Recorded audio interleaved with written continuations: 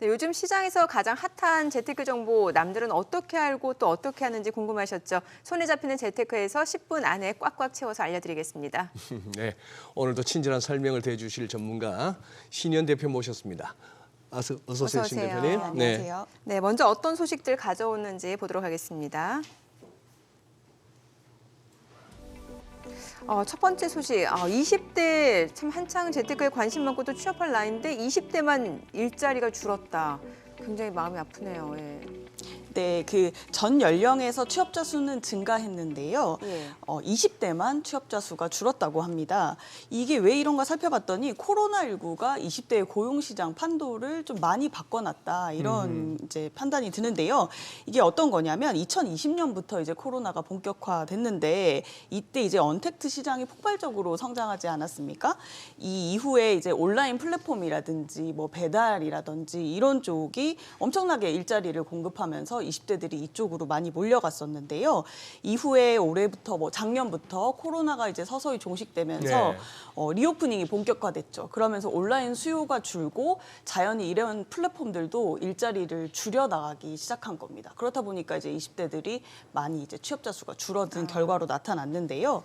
20대들 또 특징이 있습니다. 뭐냐면 전문직이나 대기업을 가지 못하면 예. 아예 이제 1인 창업을 하거나 네. 아니면 이제 뭐 프리랜서 같은 예.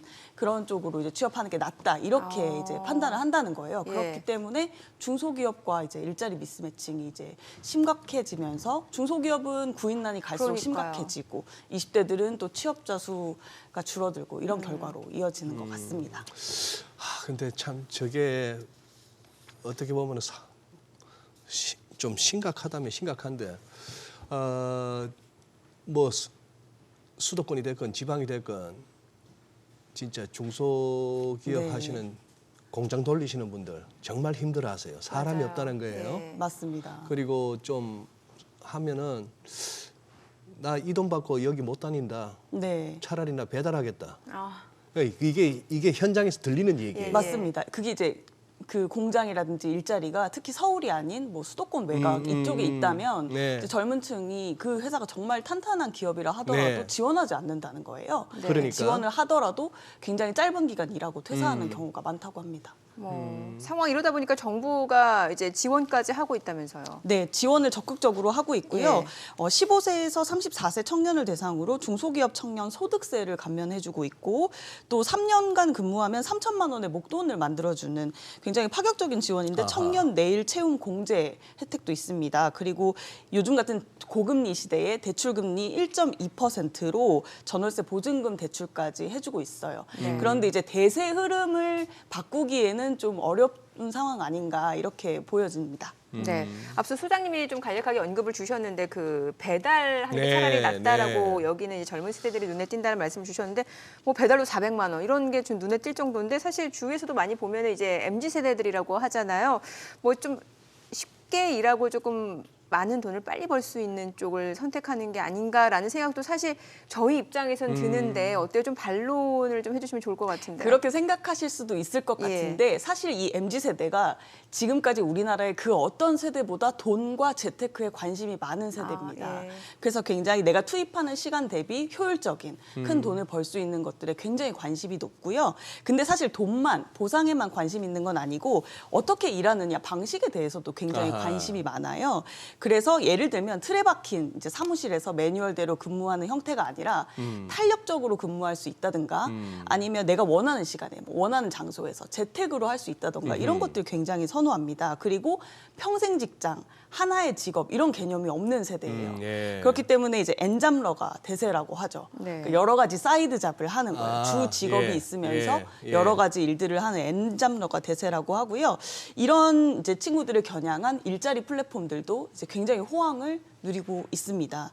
그래서 젊은 층이 요즘 몰리는 일자리들이 어떻게 하면 이제 1인이 자기의 컨텐츠를 이제 파는 온라인 시장에서 예. 파는 비즈니스 할 수 있을까 이런 것들이 굉장히 핫하고요.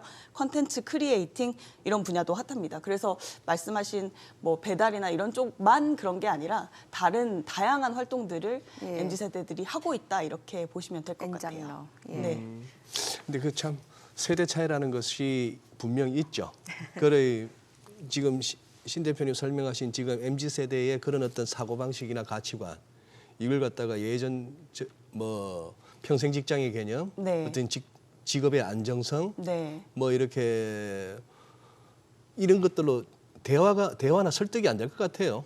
그렇죠. 많이 이제 직장에서도 상사분과 이 MZ 세대 사원들 간의 소통의 간극이 굉장히 있다고 합니다. 예를 들면 이제 직장 생활 하면서 네. 사이드 잡을 두세 개를 하는 친구들이 굉장히 많아요. 예. 근데 상사분이 보시기에는 일에 집중을 해야지. 나머지 시간은 쉬어야지. 또 이 일에만 더 성과를 낼 수 있을 것 같은데 뭐 이런 네. 이제 생각을 네. 하실 수 예. 있는 거죠. 보니까 요즘 회식 많이 줄었다는 게 코로나 탓도 있지만 네. 회식 가서 뭐 소통도 안 되고 싸울까 봐. 참, 그런 생각도. 예. 네. 자, 그럼 다음 소식으로 좀 넘어가 보도록 할게요. 시작부터 좀 이런 회사가 있었어라고 하니까 또 사람 마음이 괜히 궁금해지는데 어떤 회사길래 그런 건가요? 네, 요즘 IP 관심이 굉장히 많은데요. 그 지식재산권입니다. IP 수익으로 글로벌 회사로부터 큰 돈을 버는 업체, 예. 그 아이디어 허브라는 곳이 있어서 재밌어서 한번 가져와 봤는데요. 그 집에서 뭐 넷플릭스라든지 이런 OTT 온라인 동영상 서비스 많이 보실 텐데요. 우리가 많이 이용은 하지만 글로벌 회사를 한국 회사로 가지고 있지는 못합니다. 네. 그런데 이런 글로벌 회사들 OTT, 그다음에 빅테크 업체들로부터 이제 실시간 스트리밍 특허 기술이라든지 뭐 IoT 기술이라든지 이런 기술을 사용하고 특허 로열티나 사용료를 받는 기업입니다. 그래서 이 로열티 수익으로만 100% 매출이 창출된다고 하고요. 특허 투자하는 플랫폼도 향후에 선보일 계획이라고 하는데 굉장히 재밌는 비즈니스 모델인 것 같습니다. 네. 뭐 사실 구글도 그렇고 메타, 테슬라 좀 친숙한 기업이긴 한데 이런 대기업들이랑 일을 해서 그러니까 매년 500억 원을 벌어들인다라는 건데 어떤 식으로 돈을 버는 건지 궁금하네요.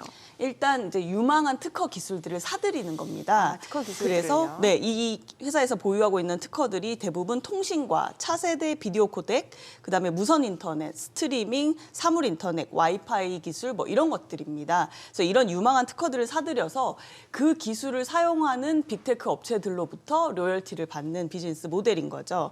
그래서 OTT 대기업이 모두 이 회사에 이제 실시간 스트리밍 기술 관련 특허 사용료를 내고 있다고 하고요. 예. 그러니까 우리가 보는 서비스에 대한 이제 특허 로열티를 이 기업이 가져가고 있다고 이제 보시면 될 것 같고 매출 기준으로 이미 아시아 최대 민간 IP 전문 기업이 됐다고 합니다. 그래요. 뭐 더 여쭤보기는 뭐 그렇고. 다음 아니 이거 아까 세 번째 가져오신 거 네. 3조짜리 시장에 편의점도 훅 들어온다? 네. 무슨 얘기죠 이게? 이게 좀 재밌는 소식인데요. 네. 아침밥 전쟁입니다. 아침밥. 여러분 조식 네. 시장이 몇 조 정도 규모 되시는지 혹시 알고 계시나요? 글쎄 얼마나 되나요? 아침 조식 시장이 3조 원 규모나 3조 된다고 원. 합니다. 연간 그렇죠. 정도죠. 네네. 시장 규모인데요. 네. 여기에 이제 편의점도 참전했다 이런 소식입니다. 이제 사실 아침에는 뭐 우리가 백반이나 이런 무거운 식사를 하지는 않고요. 네. 요즘 이제 많은 분들이 커피나 뭐 머핀, 샌드위치 같이 예. 간단한 이제 식사들을 주로 찾는데 이 시장의 강자는 원래 맥도날드였다고 해요. 그런데 여기에 이제 뭐 버거킹, 맘스터치, CU 같은 편의점들이 다 이제 가세하면서 이제 아침밥 전쟁에 뛰어들었다 이렇게 보실 수 있고요. 이제 좀 재밌는 것은 코로나19가 종식되면서 이제 리오프닝 본격화됐잖아요. 그러니까 재택근무하던 분들도 이제 다들 이제 많이들 출근을 하시는 네, 거잖아요. 그래서 예. 이제 아침밥을 더 이상 배달시켜 먹지 않고 출근길에 픽업해서 먹는다는 거죠. 그래서 이 조식 시장이 점차 커지고 있다고 합니다. 다른 업계들도 굉장히 분주하게 움직이고 있는 거죠 지금. 네, 맞습니다. 이전에 핫했던 이제 코로나 때 핫했던 곳들은 인테리어, 뭐 예, 가구, 예. 가전 이런 쪽이었거든요. 그다음에 예. 온라인 클래스가 폭풍 성장했고 배달 쪽도 이제 굉장히 잘 됐는데요. 사실 최근에 잘 되는 곳들은 이런 곳은 조금 수요가 꺾이고 지금 이제 오프라인 여행 숙박, 공연이라든지 전시 행사, 그다음에 의류, 화장품 이런 쪽입니다. 네. 그래서 이쪽에서 구매 확장이 좀 일어나지 않을까 기대가 되고 있습니다. 예. 네, 알겠습니다. 저희 여기까지 세 가지 이슈 살펴봤는데 뭐 빠르게 변하는 세상 속에서도 현상을 똑똑하게 네. 활용할 수 있는 방법 무엇인지 앞으로 저희 손에 잡히는 재테크를 통해서 알려드리도록 하겠습니다. 오늘 말씀 고맙습니다. 고맙습니다. 감사합니다.